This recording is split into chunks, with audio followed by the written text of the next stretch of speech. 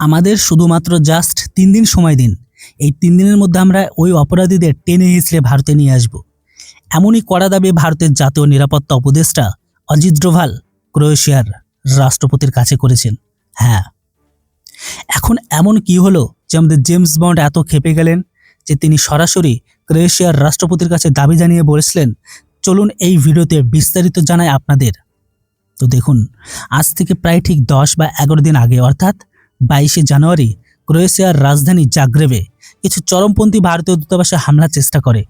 যদিও এই হামলায় কোনো ভারতীয় কর্মকর্তা প্রাণহানিত হয়নি, কিন্তু ভারতীয় দূতাবাসের চত্বরে ব্যাপক ভাঙচুর চালানো হয়েছে এবং কিছুটা হলেও ভারতীয় কর্মকর্তাদের ক্ষতি করার চেষ্টা করা হয়েছে। প্লাস এই বিচ্ছিন্নতাবাদী সমর্থকরা দূতাবাসে ঢুকে ভারতীয় তেরঙ্গাকে অপমান করার চেষ্টাও করেছে। জানি এটি এখন বিতর্কের বিষয় হয়ে দাঁড়িয়েছে। এখন এই নিষ্কাজ করেছে খালিস্তানি সমর্থকরা, যারা এখন কানাডার বাইরে পুরো ইউরোপ ওই পোকার মতো ছড়িয়ে পড়েছে এবং যেখানে যেখানে ভারতীয় দূতাবাস রয়েছে সেখানে ক্ষতি করার চেষ্টা লেগেই থাকে।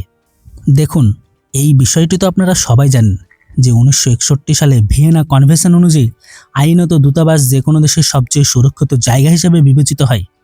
সেই দেশে যুদ্ধ চলুক বা কোনো সহিংসতা হোক, এটি আয়োজক দেশের দায়িত্ব যে তারা সংশ্লিষ্ট দেশের দূতাবাসের কর্মী পতাকার পূর্ণ নিরাপত্তা দেবে। কিন্তু ইদানিং মনে হচ্ছে এই প্রোটোকল শুধু ভারত শৃঙ্খলার সাথেই পালন করছে। কারণ আমেরিকা হোক, ব্রিটেন হোক, ফ্রান্স, কানাডা বা এই ক্রোয়েশিয়া, সব জায়গায় দূতাবাসে হামলা হচ্ছে, বিশেষ করে ভারতীয় দূতাবাসগুলোতে, যা সত্যিই লক্ষ্য করার মতো বিষয়। এখন এই বিষয়ে ক্ষুব্ধ হয়ে ভারতের জাতীয় নিরাপত্তা উপদেষ্টা অজিত ডোভাল ক্রোয়েশিয়ার রাষ্ট্রপতি জোরান মিলানোভিচের কাছে এমনকি অনুরোধও করেছেন, যখন এই খালিস্তানিরা ভারতীয় দূতাবাসের চত্বরটিকে হামলা করছিল তখন ক্রোয়েশিয়ার পুলিশ কোথায় ছিল? পুলিশেরও আগে আমাদের দূতাবাসের সিকিউরিটি কোথায় ছিল? এই খালিস্তানিরা দূতাবাসের চত্বরে প্রকাশ্যে ঢুকে পড়েছে, দূতাবাসের বিল্ডিংয়ে ঢুকে আমাদের পতাকাকে নিচে নামানোর চেষ্টা করেছে এবং তবুও তাদের কেউ থামাচ্ছে না। একজন সিকিউরিটি গার্ড সেখানে মোতায়েন নেই। এটি কিন্তু একদম সঠিক নয়। ক্রোয়েশিয়ার এটি দায়িত্ব যে তারা ভারতীয় দূতাবাসকে যে কোনো মূল্যে রক্ষা করবে, কিন্তু তেমনটা হতে দেখা যাচ্ছে না। এসবের উপরে নিজের রাগ প্রকাশ করে অজিতজি এটাও বলেছে, যদি ক্রোয়েশিয়ার পুলিশ তখন ঘটনাস্থলে উপস্থিত ছিল না, কিন্তু আজও এই ঘটনার 10 দিন হয়ে গেছে এবং এতক্ষণে তো আপনারা এই অপরাধীদের হদিশও পেয়ে গেছেন যারা এই হামলা করেছে। তাই আমার আপনাদের কাছে অনুরোধ করছি যে ওই লোকেদের তালিকা আমাদের দেয়া হোক, আমরা আমাদের মতো করে তাদের উপর অ্যাকশন নেব। এমনিতেও এই খালিস্তানি ক্রোয়েশিয়ার নাগরিক নয়, তাই ক্রোয়েশিয়া সরকার তাদের তথ্য দিতে কোনো সমস্যা হওয়া উচিত নয় এবং আমরা আশা করি যে এই বিষয়ে ক্রোয়েশিয়ার সরকার আমাদের সাহায্য করবে। এখন আমার মতে ভারতে শুধু বয়ানবাজি ছাড়াও কিছু অ্যাকশন নেওয়া জরুরি। কারণ দেখুন, কানাডায় এখনও পর্যন্ত ডজন খানেক বার ভারতীয় দূতাবাস, এমনকি হাইকমিশন বিল্ডিংয়ে হামলা হয়েছে।